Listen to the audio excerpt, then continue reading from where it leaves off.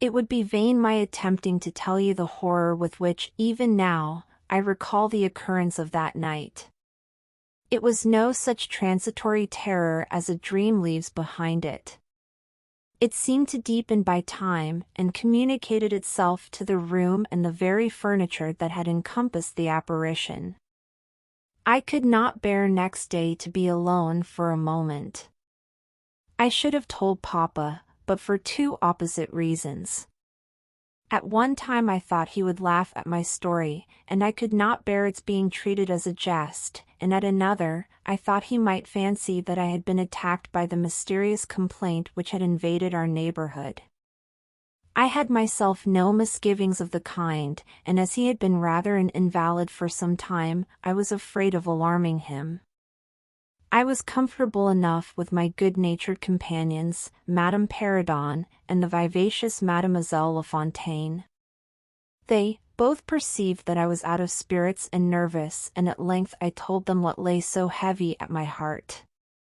Mademoiselle laughed, but I fancied that Madame Perrodon looked anxious.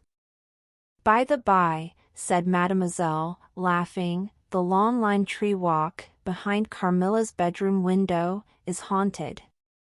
"Nonsense!" exclaimed Madame, who probably thought the theme rather inopportune. "And who tells that story, my dear?" "Martin says that he came up twice, when the old yard gate was being repaired before sunrise, and twice saw the same female figure walking down the lime tree avenue." "So he well might, as long as there are cows to milk in the river fields," said Madame. "I dare say, but Martin chooses to be frightened, and never did I see a fool more frightened." "You must not say a word about it to Carmilla, because she can see down that walk from her room window," I interposed, "and she is, if possible, a greater coward than L." Carmilla came down rather later than usual that day. "I was so frightened last night," she said so soon as we were together, "and I am sure I should have seen something dreadful if it had not been for that charm I bought from the poor little hunchback whom I called such hard names. I had a dream of something black coming round my bed, and I awoke in a perfect horror, and I really thought, for some seconds, I saw a dark figure near the chimney-piece, but I felt under my pillow for my charm, and the moment my fingers touched it, the figure disappeared, and I felt quite certain, only that I had it by me, that something frightful would have made its appearance, and perhaps, throttled me, as it did those poor people we heard of." "Well, listen to me," I began, and recounted my adventure, at the recital of which she appeared horrified. "And had you the charm near you?" she asked, earnestly. "No, I had dropped it into a china vase in the drawing-room, but I shall certainly take it with me tonight, as you have so much faith in it. At this distance of time I cannot tell you, or even understand, how I overcame my horror so effectually as to lie alone in my room that night. I remember distinctly that I pinned the charm to my pillow. I fell asleep almost immediately, and slept even more soundly than usual all night. Next night I passed as well. My sleep was delightfully deep and dreamless. But I wakened with a sense of lassitude and melancholy which, however, did not exceed a degree that was almost luxurious. "Well, I told you so," said Carmilla, when I described my quiet sleep. "I had such delightful sleep myself last night. I pinned the charm to the breast of my night-dress. It was too far away the night before. I am quite sure it was all fancy except the dreams. I used to think that evil spirits made dreams, but our doctor told me it is no such thing. Only a fever passing by, or some other malady, as they often do," he said, "knocks at the door, and not being able to get in, passes on, with that alarm." "And what do you think the charm is?" said I. "It has been fumigated or immersed in some drug, and is an antidote against the malaria," she answered. "Then it acts only on the body?" "Certainly. You don't suppose that evil spirits are frightened by bits of ribbon, or the perfumes of a druggist's shop?" No, these complaints, wandering in the air, begin by trying the nerves, and so infect the brain, but before they can seize upon you, the antidote repels them. That I am sure is what the charm has done for us. It is nothing magical, it is simply natural. I should have been happier if I could quite have agreed with Carmilla, but I did my best, and the impression was a little losing its force. For some nights I slept profoundly, but still every morning I felt the same lassitude, and a languor weighed upon me all day. I felt myself a changed girl. A strange melancholy was stealing over me, a melancholy that I would not have interrupted. Dim thoughts of death began to open, and an idea that I was slowly sinking took gentle, and, somehow, not unwelcome possession of me.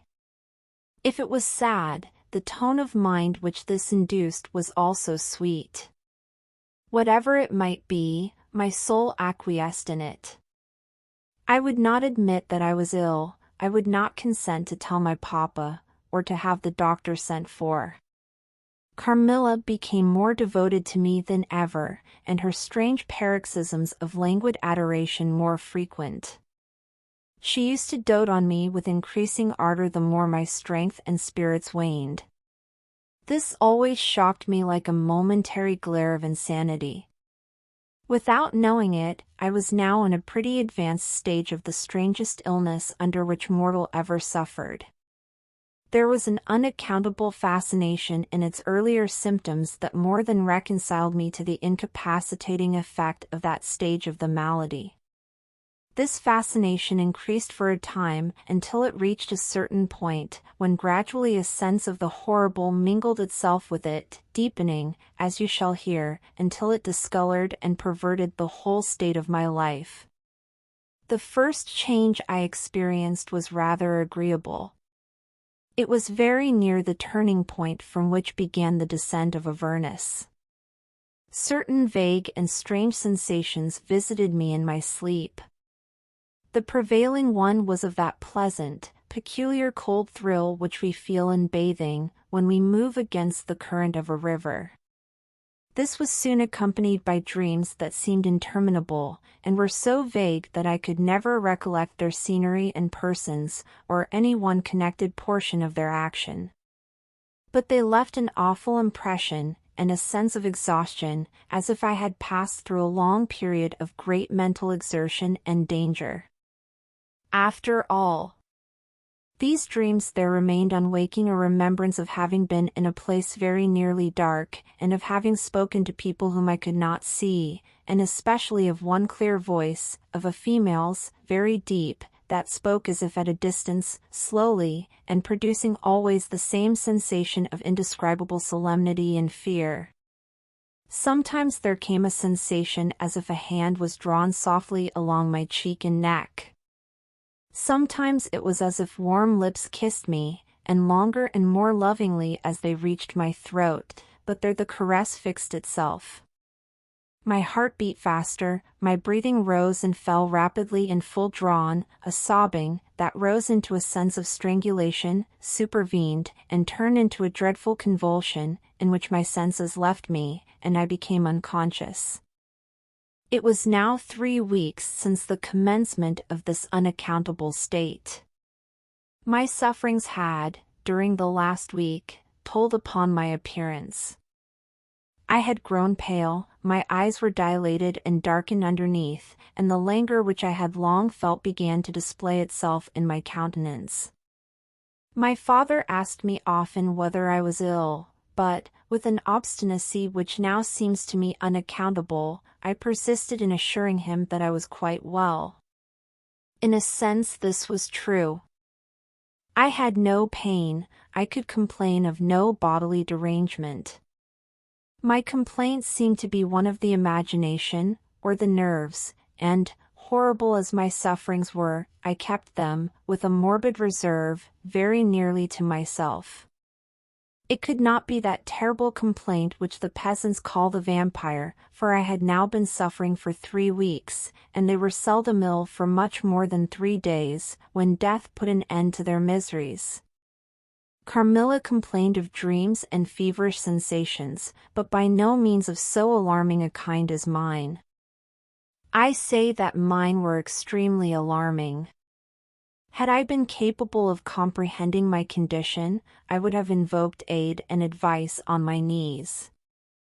The narcotic of an unsuspected influence was acting upon me, and my perceptions were benumbed. I am going to tell you now of a dream that led immediately to an odd discovery. One night, instead of the voice I was accustomed to hear in the dark, I heard one, sweet and tender, and at the same time terrible, which said, "Your mother warns you to beware of the assassin." At the same time a light unexpectedly sprang up, and I saw Carmilla, standing near the foot of my bed, in her white nightdress, bathed, from her chin to her feet, in one great stain of blood. I awakened with a shriek, possessed with the one idea that Carmilla was being murdered. I remember springing from my bed, and my next recollection is that of standing on the lobby, crying for help. Madame and Mademoiselle came scurrying out of their rooms in alarm. A lamp burned always on the lobby, and seeing me, they soon learned the cause of my terror. I insisted on our knocking at Carmilla's door. Our knocking was unanswered. It soon became a pounding and an uproar. We shrieked her name, but all was vain. We all grew frightened, for the door was locked. We hurried back, in panic, to my room. There we rang the bell long and furiously. If my father's room had been at that side of the house, we would have called him up at once to our aid. But, alas!